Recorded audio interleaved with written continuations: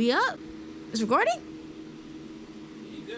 Oh shit, what the fuck is good, everybody? Happy fucking new year, because spring equinox was actually just like the other fucking day or some shit. So actually happy new fucking year 2024, for real. Also, I ain't made a video since 2023, so new year all fucking round. New beginnings, new shit, new reflections, and that's what this video is about. We giving reflections on basically my first crowdfunding campaign and how it basically flopped. But you know, it really didn't flop because, like, honestly, every L is a motherfucking lesson. Like, we know this. So I'm coming at you with the face mask because this is about self-care. When I should have been more so having more self-care for myself, I was low-key abusing myself for this campaign, I guess. And that really didn't get me nowhere. It honestly got me more lost and fucking confused. But we're back. I'm back. And let's get into the video. Okay. I have to pick this heavy ass laptop up. Cause I wrote all this down because I have a Virgo moon, so. First question, what did you learn? What did I learn? What did I learn from this? One thing I learned was that funding and advocating for yourself is some hard ass shit. Like, people think that shit is easy, just going online, first of all, and like just making a page. That, first of all, that takes a lot of fucking energy, and you have to fucking be vulnerable as fuck, and you also have to kind of figure out how not to fucking, like, I'm dropping the F-bomb a lot. I'm sorry. This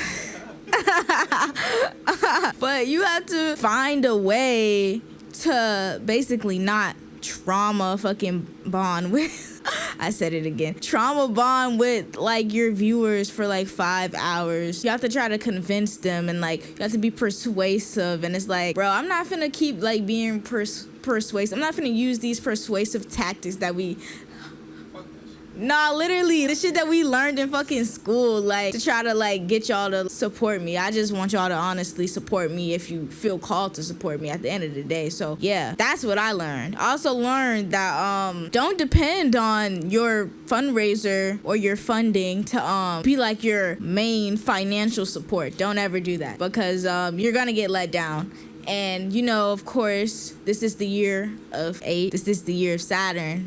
Shit takes time. Shit does take time to get rolling. And yeah, so definitely don't fucking depend. Don't depend on it, because then you'll be somewhere homeless without food. People just literally watching your video, liking your video, like giving you a fucking thumbs up and not supporting. I'm sorry. Like, that shit is just kind of crazy to me, but whatever. I get it. Everybody don't got the means to support. Some people not even watching this shit, really. They just scrolling. They mindlessly scrolling. Like, I understand. I get it now. But I'm not gonna say that shit does not hurt. Definitely does, because it's like, okay. You're like, why not me? Why not me? Like, I've supported everyone else, but I'm not getting supported, or it feels that way. But that honestly ties into another question, one of the questions that's actually on here. But before we even get in that question, I'm gonna keep going because I got a lot of stuff written down about what I learned. Let's see. I said it feels like you're begging on your knees for people to see and hear your struggles, and it does, and it's all in the public eye. So it's like digital footprint, like you look like a begging homeless ass bitch, and it, like like, I'm not even trying to like put it like that, but you do seem like that. And it's like, everybody that makes a fucking crowdfunding page or whatever, they're always like, I never want to come on here and beg. I never, like, they always say that first line, and it's like, I did not want to say that line, because like I've already made peace with the fact that obviously I'm not begging. I never have come on the fucking internet before asking y'all for fucking money, so obviously I'm not begging him. I just didn't want to fucking, you know, it just seemed artificial, and it seemed like that was the only way that people were, I guess, getting more attention if they said that they weren't begging. And it's like, I'm not gonna play into that, whatever. I told y'all exactly why I needed it, exactly what I was gonna do with it. I over-explained myself a lot. I did over-explain explain myself a lot. I think that was actually one of my downfalls, actually, because I think I actually ended up making it a little bit more confusing for people. And also, one thing that I learned was that my hoodie fell off. Also, shout out Sanrio and Cinnamon Roll. Look at my fit. But another thing I learned is that you're going to have to re-explain yourself a lot. So if you don't like explaining yourself for whatever reason, and you definitely don't like re-explaining yourself, like, you know, when you have that friend, like the friend, that's just like, and then you get annoyed by like the 5th or 6th time, and you're just like, fuck it. Yeah, you're basically gonna be doing that because like the whole world is basically a whole bunch of friends. Even if you put it in clear text, you make a 40-minute long video, you put it on a website, you put it in paragraphs, you put it in the essay format, you like you're gonna basically just keep re-explaining yourself over and over and over again. That shit is draining and exhausting, but hey, if you really want this and you really want like people to know about it for real, you have to keep explaining yourself. And definitely another thing I learned is that word of mouth. I was not really talking about it that much to people that I was meeting like in person because I was just like, oh, like y'all follow my Instagram or whatever, like I'm pretty sure y'all seen it. No, they haven't seen it. Every time I meet up with people I haven't seen in a while, they're like, oh, what are you working on? Or like, what are you doing? I just don't be saying nothing. I just be like, you know, shit. When I should have been saying, oh, Infinite Soul, this, and this, but I really did, like, you know, I just got so overwhelmed with everything, honestly, and how fast that I was trying to produce this, and like, it got overwhelming to the point that I really did not want to explain it at all. I just be like, I'm doing like this thing, but like, I don't even want to do it. Like, I would just stop in the middle of the conversation, but when it really could have gotten me a lot more places. Because although people follow you on Instagram or they see your posts, like I said, a lot of people mindlessly scroll. They're not reading that shit. But what else did I say? I feel like everything was honestly too much because I used up so much of my energy just to like over explaining and making everything like, I guess, perfect in a way that when stuff started to actually roll out, I couldn't like actually keep on promoting it because I overexerted myself already, like in the first half of the game. Like, you know, this is not like this is what I had to realize, was that it's a marathon, it's not a sprint. And because I didn't know that, I definitely overexerted myself in the first half, and then like middle half where like all the action is supposed to be happening, I had to sit out. Like, I basically was benched, and then I was like, oh shit, my shit not popping off, and I was like, damn, I really don't have any energy to put into this. So I just basically waited for it to end. Second question, what do you feel held you back from reaching this goal? This is exactly what I wrote. I'm gonna read off my laptop. I'm so used to being misunderstood. Really, I feel like that was like one of my biggest fears, was being misunderstood, and because I didn't acknowledge it, that fear also became my biggest blind spot. Like, I actually became so infuriated with the fact that people didn't understand what my fundraiser was for. Like, I remember being so pissed off. Like, I'm trying to explain to people, like, I'm literally sending them the video, and they're like, oh, I haven't even finished watching the video. I'm like 10 minutes in, and I'll be like, it's been a month. Like, what do you mean? Like, and like, they would keep asking me questions like, what is this? What is this for? Like I said, that was my biggest fear, being misunderstood, and it came true. And I didn't acknowledge it, so it became a blind spot, and I was just really, really fucking angry, actually, at the fact that I was misunderstood, because I felt like I explained myself with such great capabilities.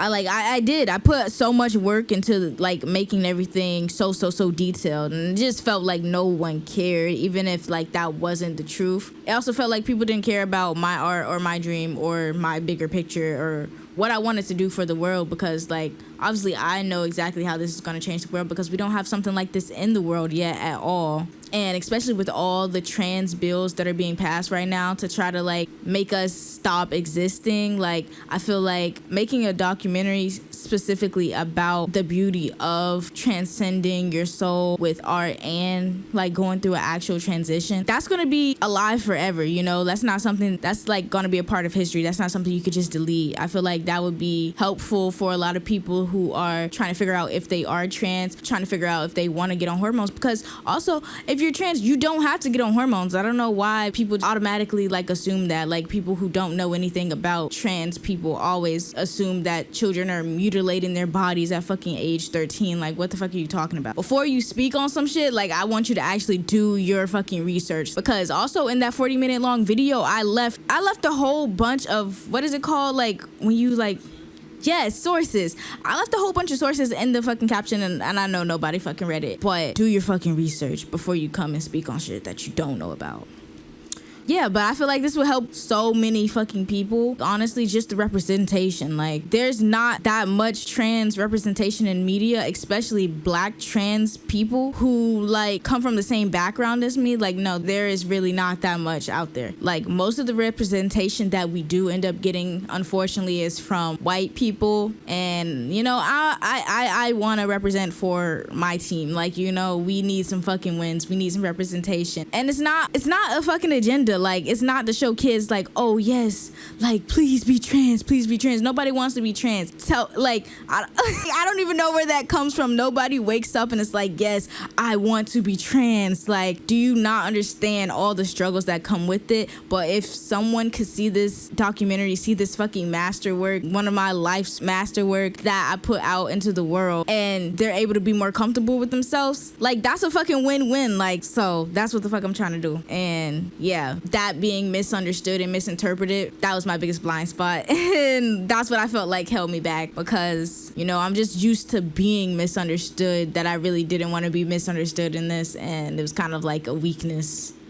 But it's like, honestly, I gotta just understand that I am gonna be misunderstood, and I'm gonna have to keep explaining myself and be like very strong and firm on my words now. I could do that with the next fundraiser. I feel like I could do that. So I definitely say I did grow from this, and I definitely did learn. Last question is, what emotions were tied into this? What did you feel while having this out? One, I felt very, very, very fucking exposed. Like, there's so many voice notes and like Twitter rants talking about me feeling like I'm standing on like a soapbox, like completely naked, and like I'm just screaming, crying out, but like all the people around me, around the soapbox, are not speaking the same language as me. That's literally what it felt like. And I couldn't understand why I felt like that, but it just got worse and worse, because it was like I just keep on expressing these vulnerable parts of me and putting it out. And it's like, I see people watching it, I see people liking it, but no one is saying anything. And it kind of made me feel a little weary. It was like weird. It was really weird. It was really weird, especially to go out in everyday life, and you know, you have like a fundraiser that's supposed to be helping you support your life and your dreams, and then it's like you go back to reality, and it's like, oh, everybody's like, I don't know, I guess surviving or living or, you know, thriving, and it's like they're asking you to do all this stuff, and it's like, oh, I actually don't have money right now, like that's why I have a fundraiser. I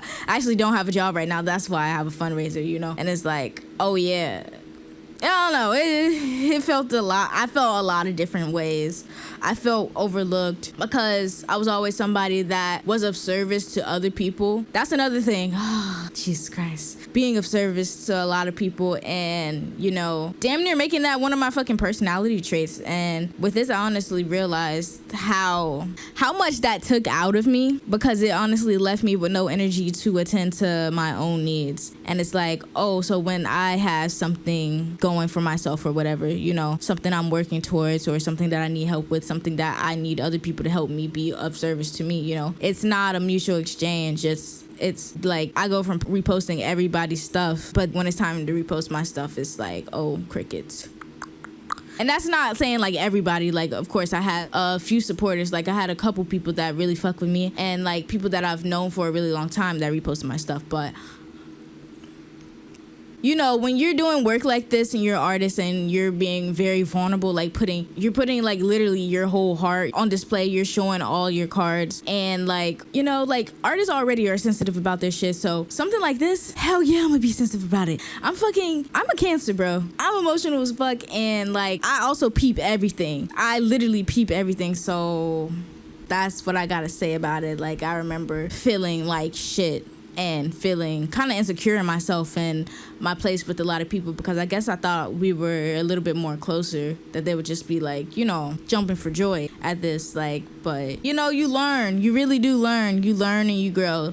That's what life is. The like end of this is about basically how I'm proud of myself no matter what I do. Honestly, I'm proud of myself for allowing myself to fail in front of people that I don't know, in front of people that I do know, because honestly, life feels so much freer after that. Like, people don't tell you that after you fail, things feel freer. Like, you can really do shit. Like, bro, ever since that, like, I've been able to move freely and create so much fucking art, and like, I'm so proud of myself. It's like that perfectionist mindset is gone, that this needs to be done during this time frame fame is gone. And also I did notice, like, people did come up and speak to me and they were like, actually, you inspired me. The fact that you went out, decided to just like do this and like put it on display for the world to see, and like so many people to see, and like just have it like be in public's view, and like just not give a fuck about it. Obviously I did care about it, but I did give a fuck about it actually, but like y'all didn't see that.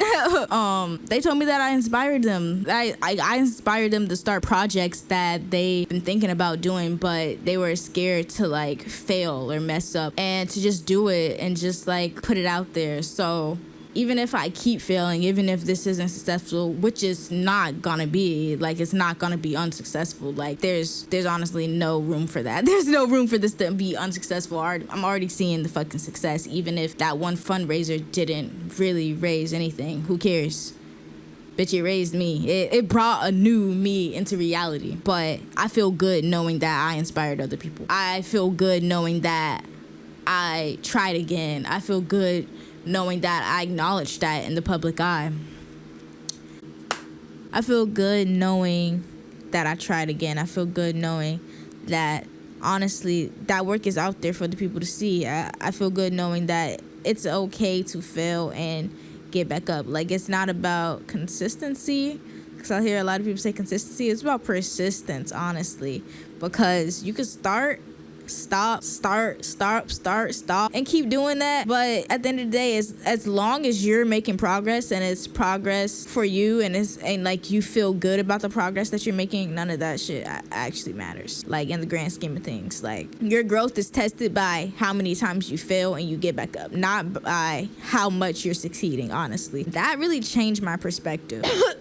That was my reflections. That's everything I wanted to reflect on. My first ever crowdfunding fundraiser. Definitely gonna try again. Definitely gonna have more of those. Definitely gonna get better at explaining myself and my art and why and who I'm doing it for. It's for you guys. But I also want to say thank you so much for supporting me. To the people who did support me, thank you for reposting. Thank you for watching my videos. Thank you for liking my videos. Thank you for liking my content. Honestly, any art I create, thank you for viewing it, because that honestly means the world. And yeah, also tell the artists that you love them, because you don't know how much that can make someone's day. I made a tweet like that, and I've seen a couple other people, like other artists, retweet that, and you know, it's real as fuck, because even me as an artist, I'm gonna tell other artists how much I fucking love them, because you never know. You really never know. They could be wanting to give up right now, and that one fucking comment like, thank you, bro. It don't even have to be drastic as this saved my life, but thank you, bro. Like, I just enjoyed this meal watching this. You know, it just made my night better. That's all you gotta say. That keep them going, because I've definitely got a couple of those, and right when I was finna end it all and just be like, fuck it, and like, I wasn't even gonna address it. I was just gonna be like, you know, that was just something that happened, like, you know, we was gonna brush that under the rug. We not doing that. We not doing that in 2024. So thank you guys, love you guys. 8 out. Yeah.